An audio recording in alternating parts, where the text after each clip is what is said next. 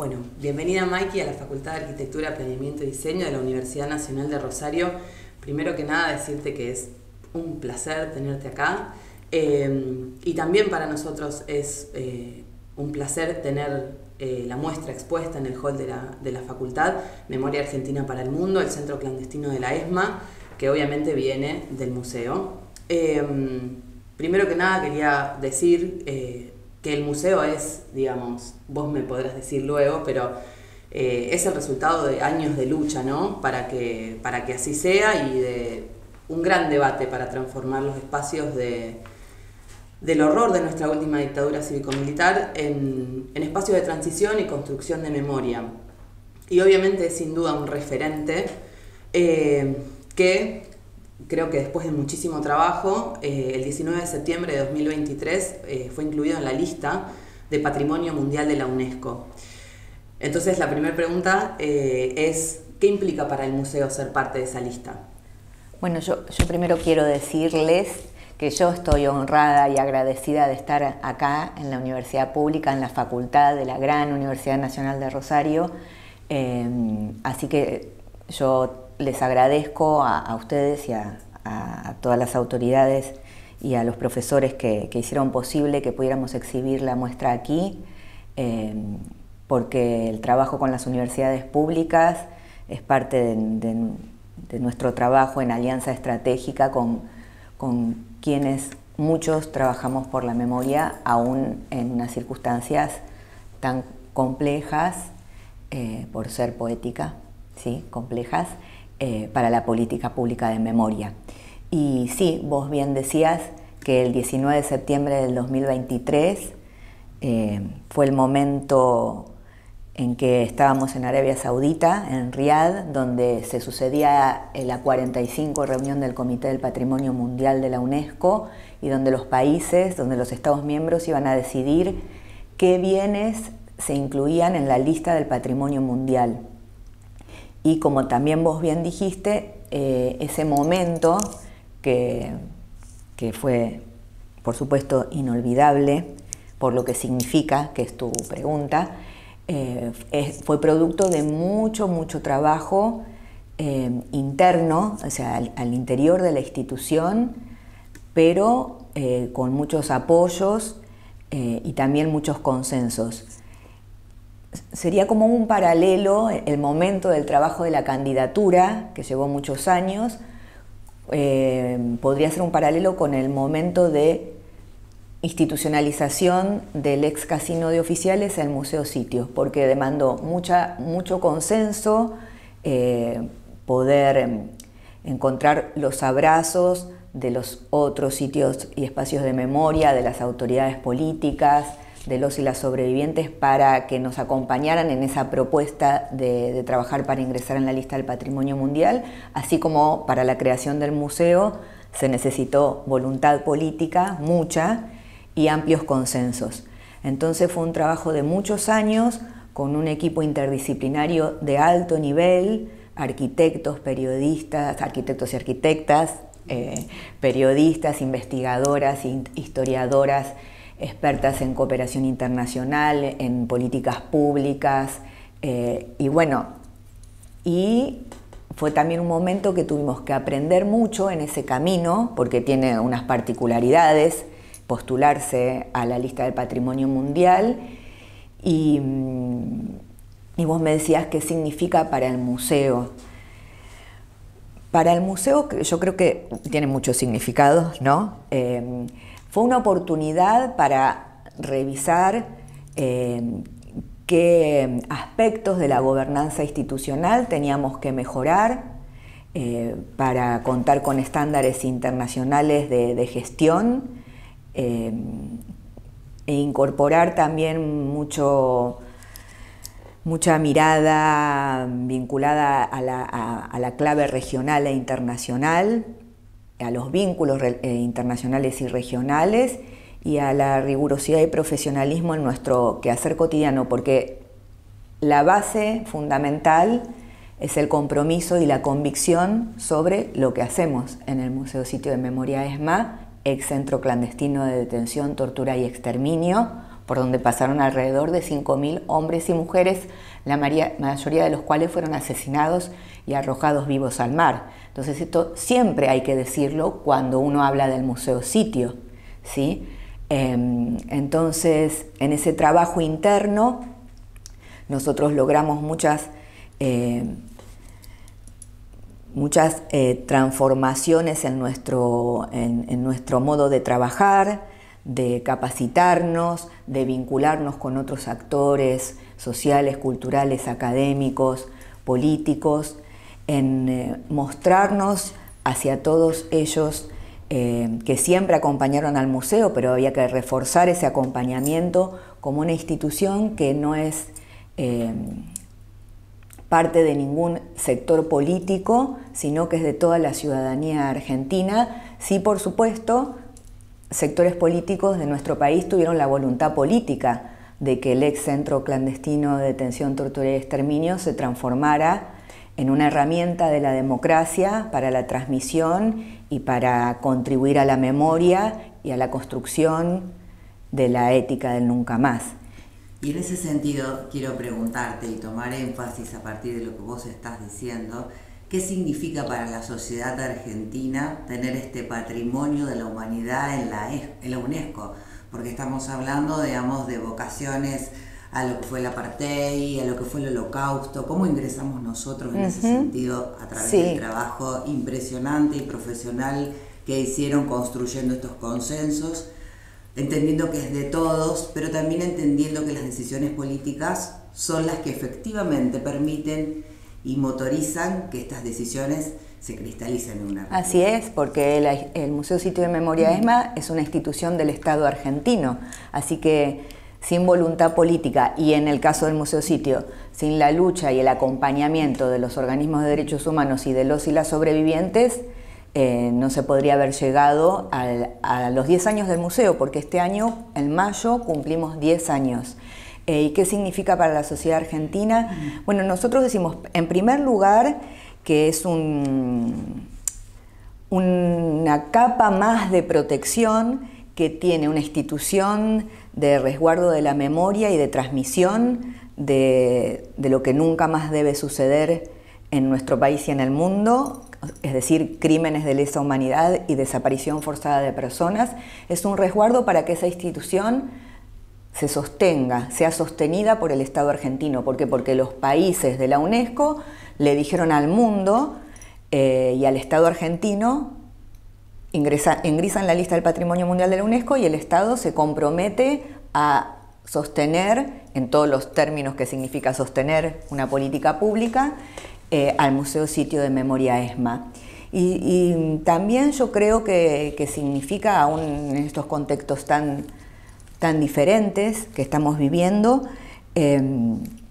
una vuelta a pensar en la necesidad de afianzar ese consenso sobre el nunca más y seguir construyéndolo con los jóvenes, ¿sí? Y también mostrarle al mundo que en la Argentina se logró justicia y que los juicios se siguen sucediendo y que los represores siguen siendo condenados.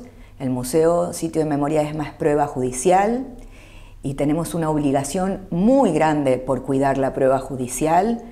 Y también en ese sentido quisiera destacar que la UNESCO reconoció al Museo Sitio de Memoria ESMA como símbolo y testimonio de un valor universal excepcional. ¿Y qué quiere decir esto? Porque esos son los términos técnicos que usa la UNESCO, el valor universal excepcional que un bien que ingresa a la lista, como Auschwitz, como el Memorial de Hiroshima, debe representar. Entonces, la UNESCO considera que el Museo Sitio y lo que fue está estrecha y tangiblemente asociado a la represión ilegal, a opositores y disidentes armados y no armados, ejecutada por las dictaduras de América Latina toda, no solo de Argentina, en los 70 y los 80. Es decir, que el Museo Sitio representa para el mundo ese hecho de desaparición forzada y de terrorismo de Estado basado en la desaparición forzada y de recuperación de ese espacio para la democracia como una obligación del Estado argentino en sostenerlo y un apoyo de todos los Estados miembros de la UNESCO en que eso así sea. Hablando de justamente esto de que el museo es una prueba judicial, nosotros hace poco tuvimos a Roberto Busnelli, que fue uno de los arquitectos colaboradores del proyecto, y él, bueno, fue haciendo un recorrido por las decisiones proyectuales en relación a la arquitectura específicamente que se habían tomado para convertirlo en museo. Y hay ciertos límites y restricciones en cuanto a lo físico, pero también me parece que en relación a las decisiones de las muestras permanentes o de cómo se habita el espacio como museo, qué es lo que uno siente, ve y escucha en el recorrido que hace, digamos, conlleva unas decisiones particulares que hacen que el museo sea diferente quizás a otros recorridos. Sí. Bueno, lo primero que tengo que decir es la admiración, el cariño y el agradecimiento que tenemos con Roberto. Justamente la muestra que está aquí abajo exhibida es fruto de una conversación con Roberto en el marco de una visita que hiciera él con una profesora aquí de la casa, y sobre las decisiones, bueno, Roberto y otros profesionales brillantes que tuvieron a cargo la proyección de la apuesta museográfica permanente en el momento en que se toma la decisión política y se cuenta con el consenso de los organismos, de los sobrevivientes y de otros sectores para crear el museo sitio, tiene como base la transmisión a través del testimonio de los y las sobrevivientes brindados ante la justicia. Es decir, que nadie podría decir, más en estas épocas de peligro de esa interpretación o esa acusación, de que nosotros transmitimos una interpretación de la historia. No, el museo debe, a partir del decreto de su creación, transmitir lo que allí sucedió, es decir, los crímenes de lesa humanidad, sus causas y sus consecuencias. ¿Y cómo lo transmitimos nosotros? A través del testimonio de los y las sobrevivientes brindados ante la justicia, y digo que no son interpretación porque esos testimonios dieron cuenta de los asesinatos y de la apropiación de bienes y del robo de identidades y del trabajo forzado que llevaron adelante los represores, y eso fue probado y condenado. Entonces la apuesta museográfica permanente está basada en esos testimonios que están proyectados en videos de las causas, y también, por supuesto, con paneles y con un trabajo riguroso de conservación de la prueba del edificio. Cuando uno camina por la zona de reclusión, es decir, por Capucha, ahí no se puede pisar el piso original, hay tarimas. Bueno, todos esos detalles de la muestra fueron pensados por estas brillantes y comprometidas personas, entre las que se encuentra Roberto. Y también hubo un trabajo de reflexión hacia sí mismo del Museo Sitio, que es también una de las muestras que vamos a poder disfrutar, que es Ser Mujeres en la EXMA. Hubo una propia intervención y una propia revisión al calor de los movimientos feministas, transfeministas. Contanos un poco, digamos, pues fue, digamos, lo que esta muestra que vino a alumbrar con tanta fuerza en el marco de las decisiones de su momento, la capacidad de inteligencia y de sensibilidad de volver sobre los pasos y hacer intervenciones para destacar ahí las mujeres que tuvieron una doble situación de violación y vulnerabilidad. Bueno, el museo en sus 10 años tuvo y tiene 2 directoras mujeres, ¿no? Fue Ale Naftal, fue la primera directora del Museo Sitio desde el día de su creación, y cuando ella renunció en marzo del 2022, yo tuve la más alta honra en mi paso por la función pública de ser propuesta por el anterior secretario de Derechos Humanos de la Nación, que era Horacio Pietragala Corti, de ser designada directora ejecutiva. Fue Ale en ese momento del museo que, en ese contexto de las luchas y de la visibilidad más grande del movimiento y de los sí, de la participación de las jóvenes en el movimiento feminista, que convoca a las sobrevivientes. No es que no había vínculo, porque el museo tiene un vínculo por obligación y por convicción con los y las sobrevivientes, pero las convoca a fin de participar en la construcción de una muestra temporaria que nos permitiera ponerle voz a ellas a través de nuestras herramientas de comunicación, que una de ellas son las muestras temporarias. Y también en paralelo revisar, como vos bien señalabas, una falta del museo que era... de la sociedad en general. Sí, ¿no? claro, sí, pero bueno. A la luz de es así. Entonces, esa revisión de lo que faltaba decir, siempre falta más decir porque siempre hay que seguir investigando, nosotros también tenemos función de investigación, fue cristalizado, visibilizado en esas marcas que vos decís, incorporadas en los paneles del museo, como en otros colores de la muestra permanente. Los artículos, ¿no? Claro, y donde dicen los desaparecidos, dicen los y las desaparecidas, y en muchas otras capas de contenidos de la apuesta permanente del museo sitio. Para nosotros y nosotras quienes trabajamos en el museo, cuando nos encontramos con las sobrevivientes, cuando hablamos, cuando inauguramos Ser Mujeres en la ESMA, siempre tratamos de llevarla a la mayor cantidad posible de territorios y ellas siempre señalan, muchas de ellas, algunas de quienes están incorporadas en los videos que están aquí exhibidos, y nos dicen, Graciela García Romero dijo en una entrevista que hicimos así grabada para mandar a Washington cuando inaugurábamos en la sede de la OEA la muestra, fue mi segunda liberación trabajar en la construcción de esta muestra y poder encontrarme con mis compañeras y hablar de cosas que no habíamos dicho nunca, ni siquiera entre nosotras. Pero también quiero destacar siempre la valentía de estas mujeres por su condición de testimoniantes en los juicios, y que gracias a ellas los delitos sexuales cometidos en el centro clandestino fueron juzgados y condenados. Y no solo como un tormento, digamos. Así es. Se logró una diferenciación, Así porque es. como vos decías, estas muestras itineran, y en el Museo de la Memoria de Rosario hace unos años, antes de la pandemia, es verdad, trajimos y estaban las sobrevivientes. Y esta libertad que operó en poder contar, en poder narrar y además en tomar, digamos, dimensión, entiendo, para quienes mirábamos y más la profundidad, digamos, y las aberraciones de las violaciones, ¿no? Logramos desnaturalizar algo de lo tanto del horror y de lo monstruoso que se vivió ahí. Entendiendo los nacimientos, las maternidades también. Así, ¿no? Es. Y es muy impresionante, si me permiten, es muy impresionante cuando inauguramos la muestra Ser Mujeres en otros lugares.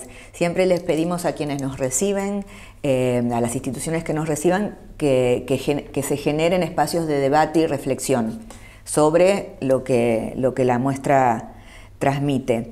Y hace poquito estuve inaugurando la muestra Ser Mujeres en un centro cultural en Canelones, en la República Oriental del Uruguay, con presas políticas. Ahora en unos meses vamos a inaugurar en otros centros culturales también del departamento de Canelones.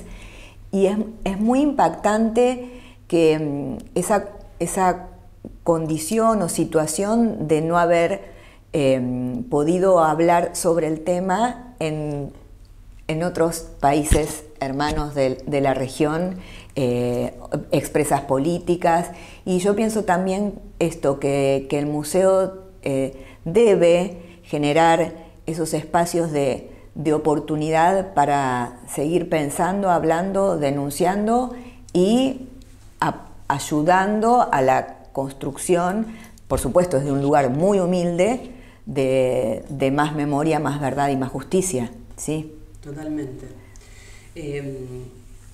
Y vuelvo a una palabra que utilizaste, que fue poéticamente, para referirnos un poco a la actualidad, al contexto, a los discursos negacionistas que estamos escuchando.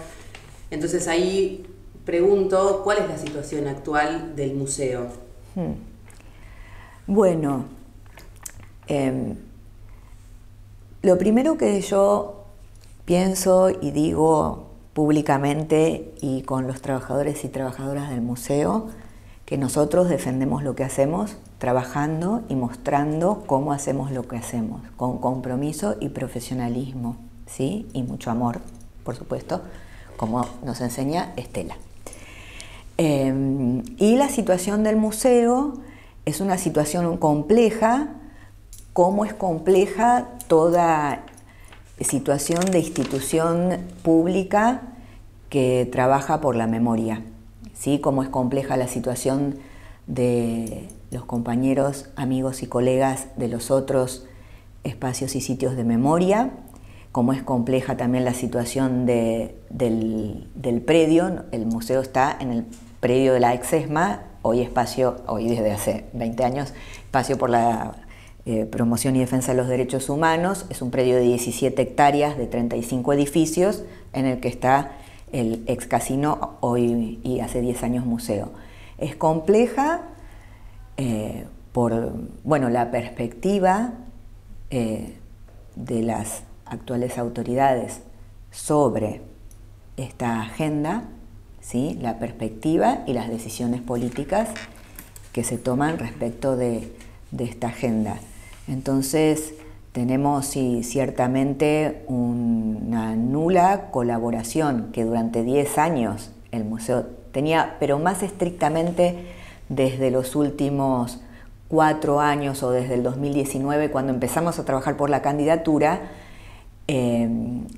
estrechamos más los vínculos y las acciones, no solamente el diálogo interinstitucional, con todas las otras instituciones y agencias del Estado argentino, los ministerios, las secretarías, subsecretarías de educación, de cultura, de turismo, con el INCA, con el INTI, porque los temas que aborda el museo son muy amplios, ¿sí? Investigación, arquitectura, conservación, vínculo de la ciencia con la memoria, el trabajo de las abuelas vinculado a la restitución, los bebés nacidos en el centro clandestino, es muy comunicación, educación, pedagogía de la memoria. Entonces sí, ciertamente, igual es de público conocimiento que la agenda de la memoria en el Estado argentino, por las definiciones de las actuales autoridades de gobierno, ciertamente es otra.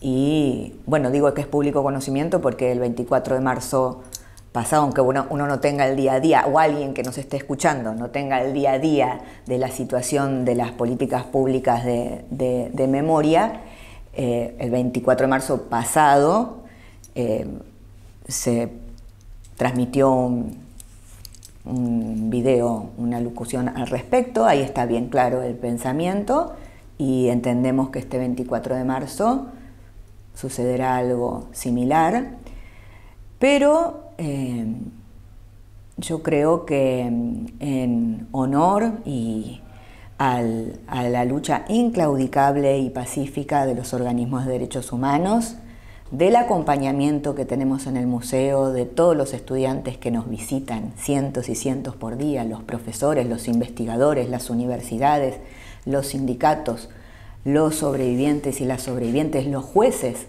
vinculados a la megacausa, que nos acompañan y que me acompañan día a día. Bueno, vamos a pasar por este momento. Y vamos a pasar por ese momento, no hay duda, del profesionalismo, de las convicciones y del amor, como vos decías, ¿no? Pero además del discurso oficial, hay, digamos, un cuestionamiento en el sentido común de algunos sectores sociales de la Argentina, que muchos, al menos hablo en términos personales, creíamos repuesto y creíamos que ese consenso había sido validado con esa máxima que es nunca más. Y sin embargo hoy hay perforaciones y la memoria es transmisión, entre otras cosas, y la memoria es un campo de disputa. Entonces, nuestras preocupaciones, mi preocupación es cómo transmitir, cómo acercar, cómo innovar, cómo conmover hoy frente a las nuevas generaciones, que no solamente es la distancia en el tiempo, el año que viene cumplimos 50 años del golpe, sino también esa distancia simbólica de lo que significó y de lo que significa. Me parece que ahí tenemos, quienes trabajamos en estos campos, desde las políticas estatales y desde la universidad, una nueva responsabilidad de hacernos nuevas preguntas, de incomodarnos y apelar, digamos, a otros recursos creativos, imaginativos. Sin duda, innovar siempre, siempre. Hacemos memoria, pero tenemos que ser innovadores en la forma de transmisión. Cuando digo innovadores, me refiero a esto, nuevas preguntas o seguir preguntándonos cómo alcanzamos el objetivo que tenemos como institución, en nuestro caso. Porque yo pienso que hay un trabajo interno institucional de revisar las metodologías de transmisión, de contemplar los nuevos debates, las nuevas preguntas de los alumnos cuando nos visitan, de las situaciones de los profesores que nos cuentan en las aulas, pero también teniendo en cuenta que no somos, no estamos solos desde el museo haciendo memoria. Voy a referirme solamente al predio, ¿no? Para acotar mi comentario. Porque en el predio están las casas de los organismos de derechos humanos. Entonces, nosotros desde el museo transmitimos lo que sucedió en el museo, sus causas y sus consecuencias, a través de esa apuesta museográfica, de un guión que tienen los guías cuando hacemos visitas guiadas, de un acompañamiento para quienes visitan de manera autoguiada todo el recorrido, de proyectos particulares como las muestras temporarias que llevamos a otros territorios, pero están madres, están abuelas con sus muestras, con sus visitas guiadas, con Teatro por la Identidad, con las radios, con también posibilidades de que alumnos o chicos más pequeños que los que pueden ingresar al museo, que es a partir de los 15 años, puedan tener acceso a esa información, a esos contenidos.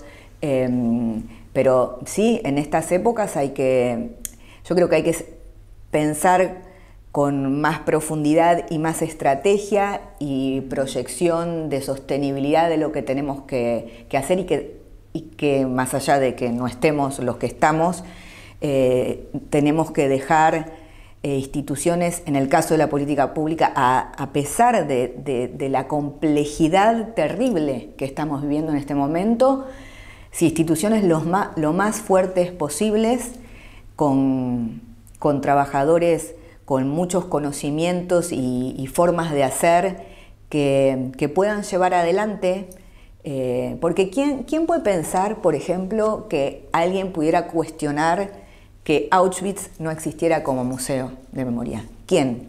Bueno, habría que tener una vergüenza, ¿no?, para cuestionarlo. Pero creo que hay mucha gente que no tiene vergüenza y lo cuestiona, ¿no? Si empezamos a recorrer la historia de los negacionismos...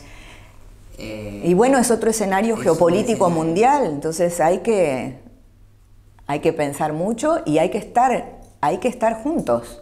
Pero no digo retóricamente, así, bueno, sí, vamos todos el lunes y seremos miles en todas las marchas que estemos desde nuestros lugares de compromiso, pero hay que hacerlo con acciones concretas. Y este caso, y quiero volver a agradecer esta acción concreta de que miles de estudiantes pasen por la muestra, ¿sí?, y que tengan un tiempito para pararse allí y leer los paneles y escuchar a las sobrevivientes, algo va a surgir de ahí. Sí, porque aún en ese acto singular e íntimo, no recordamos solos, siempre recordamos con otros. Siempre.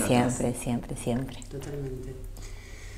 Bueno, Maiki, queremos nuevamente agradecerte muchísimo y muchísimo por estas palabras, porque también es eso, es la construcción de lo colectivo una y otra vez para seguir trabajando en la memoria. Así que nada, infinitas gracias y es un placer. No, para mí. Gracias totales por ese trabajo tan hermoso. Que lo hacemos entre muchos, Por ¿sí? supuesto Que ahora que somos sí. menos, vamos a decirlo, pero Y ojalá volvamos a hacer mucho. sí. Gracias. Gracias, gracias.